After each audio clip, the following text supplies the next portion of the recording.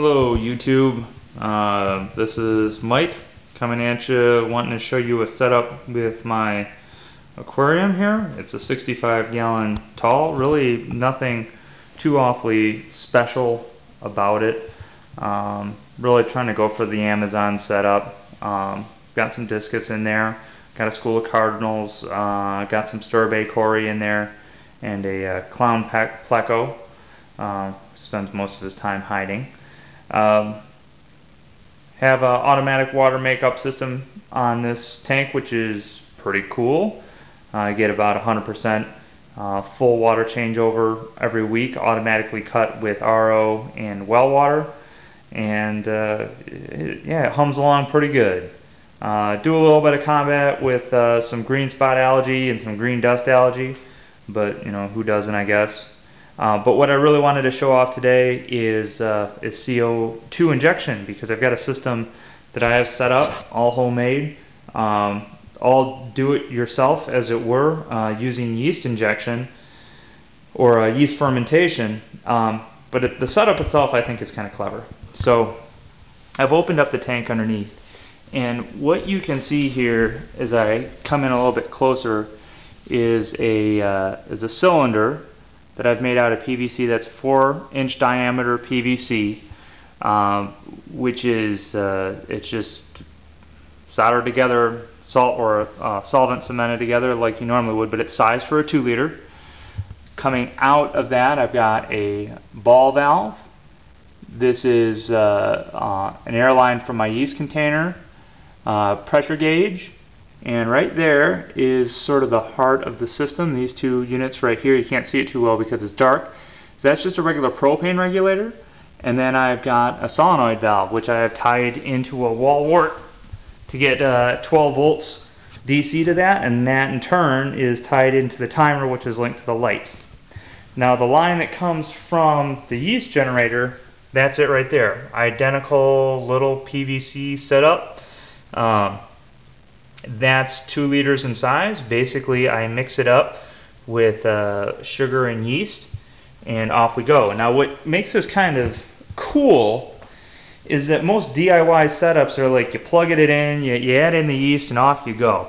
And that's going to be bubbling all night long, and for the most part, they're rated, you know, or they're not rated for pressure. They just go continuously.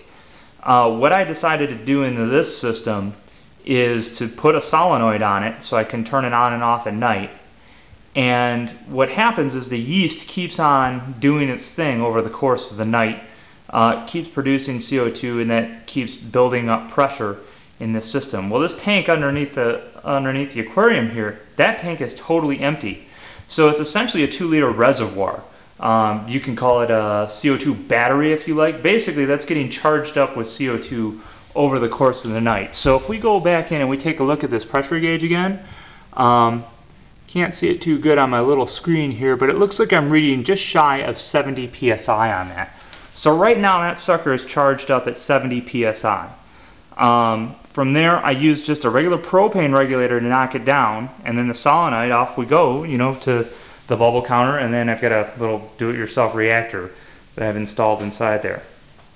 So what it does is it charges up over the course of the night and then discharges over the course of the day. Now, early in the yeast's life cycle, it's producing carbon dioxide very rapidly, so the pressure builds up faster than it can be discharged by the tank, especially over the 24-hour day, and I've only got the lights on for 8 hours a day. So that builds up very quickly and stays high. And then as the yeast production slows down, then it starts to sap away on that reservoir or that battery. So using just a normal yeast concoction, I can get 2 weeks or more out of this setup, and it's on and off with the lights every night. And then having the pressure on there is a really good indicator, because I can see the pressure drop and get a good indication of when it's actually time to change. And I don't have to panic about it, because even when I get down to like 15, 10 psi on there, I still have a day, maybe 2, that I can get in there and just kind of budget my time, rather than you know, have to, oh, I need to do it right now. No, I've got a little bit of a window to do that. So it's a real cool setup. You know, I won't lie to you, you know, this isn't free. And when you get to the point that you're experimenting with brass fittings and trying to make everything work, it can get pretty darn expensive. This is in the realm, this entire setup. I bought the solenoid valve. It's a stainless steel one, so you know, whatever, it's kind of premium, but I got it off of eBay. It was 25 bucks. The regulator was 10 bucks off of eBay. The pressure gauge was like $10 at Lowe's, and then, you know, say you put like $100 worth of other parts in there, you know, you're pushing the cost for like a regular pressurized CO2 system. But one of the things that I really liked about doing this is it's just a lot of fun, and it's cool to tinker around with it, and it's kind of amazing, you know, what you can do if you just like put your head on it. From a safety point of view, it's really, really nice. You don't have to worry about end of tank dump, because rather than taking it down from a few thousand psi to, you know, less than maybe 2 or 3 psi, you know, on a reactor system, you're only taking it down from less than 100 psi. You're only dropping 1 or 2 orders of magnitude at the most. The regulator works out really well from that. From a safety standpoint, the PVC is all rated for 220 psi. The regulator is a propane regulator, so that's easily going to handle 100 or more. So it's a real nice setup, and it's safe, and it's good for the fish as well. So, or good for the plants really more than anything, but safe for the fish. So you know, that's pretty much it. I hope you enjoyed it. I hope you took some inspiration from it. Like I said, I can get it at least 2 weeks out of this setup with a lot of flexibility. So if you have any questions, feel free to post them, and have a great day.